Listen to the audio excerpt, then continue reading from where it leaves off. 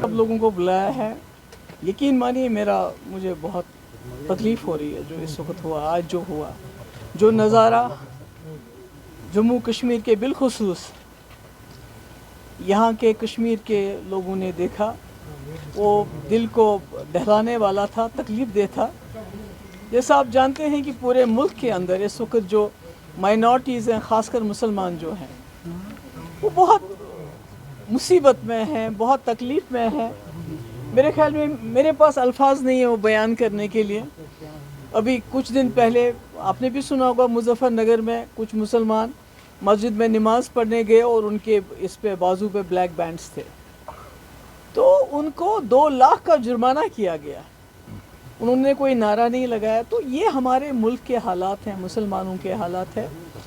और ऐसे में पहले तो एनआरसी को लाके बीजेपी सरकार ने यहाँ के जो मुसलमान रहने वाले हैं उनकी शहरियत पे एक सवाल उठाया कि अब पहले उनको ये साबित करना पड़ता था मेरा दादा परदादा वो जी इस मुल्क का रहने वाला था, और अब जो दूसरा उन्होंने बिल अमेंडमेंट लाया वक्त में, तो उससे हिंदुस्तान के मुसलमानों को अब अपने कब्रिस्तान की भी ज़मानत देनी पड़ेगी कि मेरा बाप, मेरा दादा, मेरा परदादा इस कब्रिस्तान में था।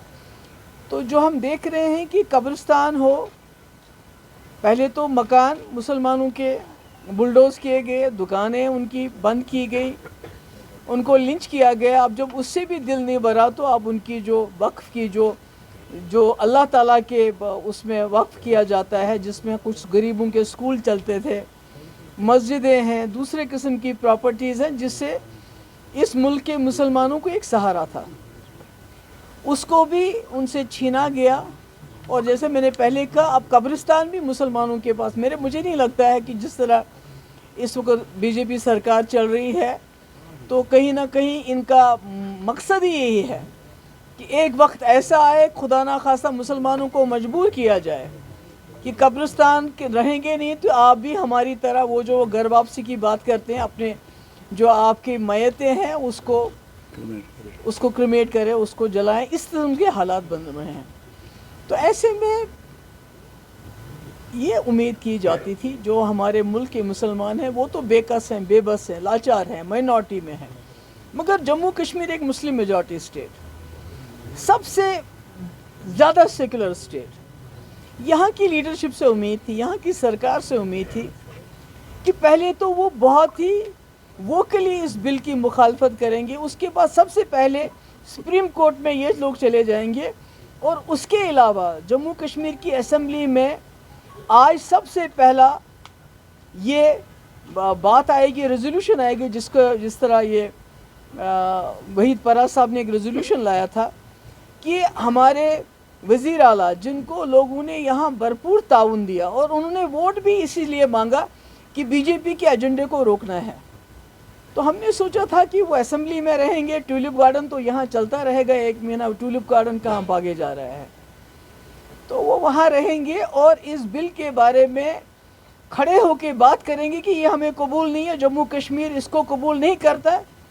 बल्कि मैं तो कहती हूँ फारूक साहब जो इस वक्त मुल्क के बड़े जो कदावर लीडरों में से हैं, उनको तो सारे मुल्क की लीडरशिप को बुलाना चाहिए था। हमें भी बोलते, हम भी जब दिल्ली जाके वहाँ जंतर मंतर या कहीं पर हम वहाँ धरना देते, हम मुखालफत करते इसकी, मगर वो करने के बजाय शेर कश्मीर शेख अब्दुल्ला साहब के साहबजादे, उनके नवासे उस मिनिस्टर के आगे पीछे घूम रहे थे आज, वो भी ट्यूलिप गार्डन में, जिसने मुसलमानों की गर्दन पे ये तलवार रखने का काम किया। मेरे पास अल्फाज नहीं, आई एम वेरी अनॉयड, मुझे बहुत गुस्सा आ रहा है।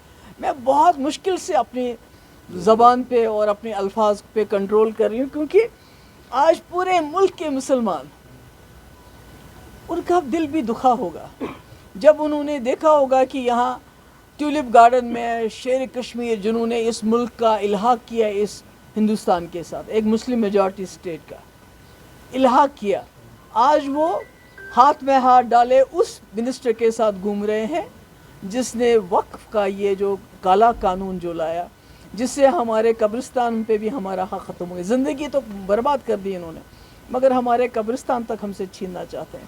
تو مجھے بہت افسوس ہے یہاں کے لوگوں نے 50 سیٹیں دی اس نیشنل کانفرنس کو. جو نیشنل کانفرنس ہمیشہ ہمیں تانا دیتی ہے کہ پی ڈی پی نے بی جے پی کے ساتھ سرکار بنائی، مگر پی ڈی پی نے بی جے پی کے ساتھ سرکار بنائی اور بی جے پی کے ایجنڈوں کو یہاں پر امپلیمنٹ نہیں ہونے دیا، بلکہ پی ڈی پی کا ایجنڈا چلا.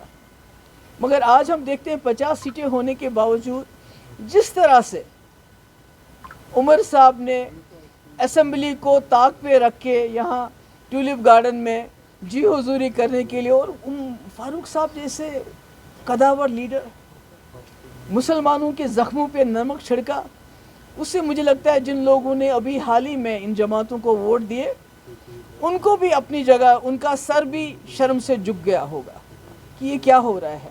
مجھے یاد آتا ہے جب آپریشن بلو سٹار ہوا تھا، جب جو یہاں امرتسر میں گولڈن ٹیمپل ہے، جب وہاں سیکورٹی فورسز گھسے تھے تو کشمیری لوگوں نے ہڑتال کی تھی ایز اے سالیڈیرٹی.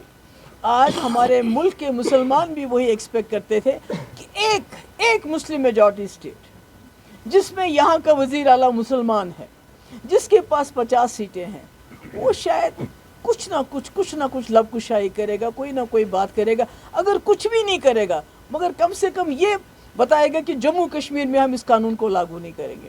مگر مجھے افسوس ہے ایسا نہیں ہوا، اور ہم شرمندہ ہیں. میں شرمندہ ہوں اس ملک کے مسلمانوں سے کہ بحیثیت لیڈرشپ کشمیر کے، جموں کشمیر کی جو لیڈرشپ ہے، جو بار بار مجھے یاد ہے شیخ صاحب بھی کہتے تھے کہ ہم نے جی اس ملک کے ساتھ اس لیے بھی ہاتھ ملایا کیونکہ یہاں 18 کروڑ یا 10 کروڑ یا 15 کروڑ مسلمانوں کی ضمانت ہے جموں کشمیر کے میجارٹی مسلم میجارٹی سیٹ. ہم ضمانت ہیں ان لوگوں کے لیے جنہوں نے پاکستان چھوڑ کے ہندوستان میں رکنے کا فیصلہ کیا. آج میں سمجھتی ہوں وہ ضمانت وہ شرمشار ہو گئی جس طرح ہم نے آج کا نظارہ دیکھا.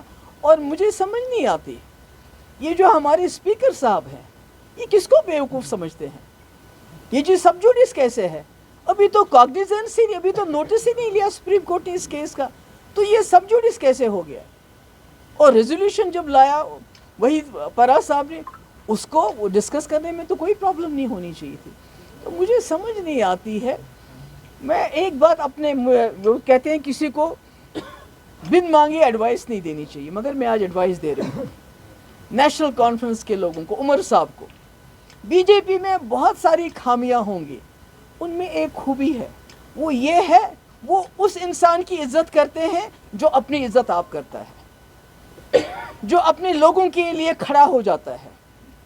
بے شک وہ پسند نہیں کرتے مسلمانوں کے لیے، پر جس طرح آپ نے اپنے لوگوں کے لیے کھڑا ہونے سے انکار کر کے بلکہ ان کی بےزتی کی آج جو آپ نے کیا، تو آپ اگر یہ سوچتے ہیں کہ بی جے پی والے آپ کو قبول کریں گے، وہ قبول نہیں کریں گے. ان کو معلوم ہے جو جماعت جو لیڈر اپنے لوگوں کا نہیں ہوگا تو وہ ان کا کیا ہوگا. میں نے اپنے وقت میں کھڑی رہی، آپ کو یاد ہے کٹھوا کا کیس ہوا، میں نے مقابلہ کیا. نوجوانوں کی ایف آئی آر کی بات ہوئی، میں نے مقابلہ کیا.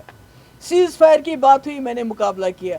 ڈائلاگ کے لیے ہم نے حریت کے دروازے پہ لیڈرشپ بھیجی، اور شاید اسی لیے بی جے پی والوں نے کہیں نہ کہیں ڈر بھی تھا، خوف بھی تھا، سرکار بھی گرائی، پر آج بھی عزت کرتے ہیں وہ.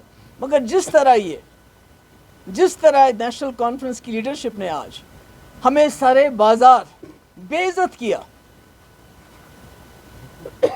مجھے لگتا ہے کہ یہ میرے خیال میں آج ہم سب لوگوں کے لیے، جموں کشمیر کے لوگوں کے لیے، ہم مسلمانوں کے لیے آج جو ہے یہ ماتم کا دن ہے.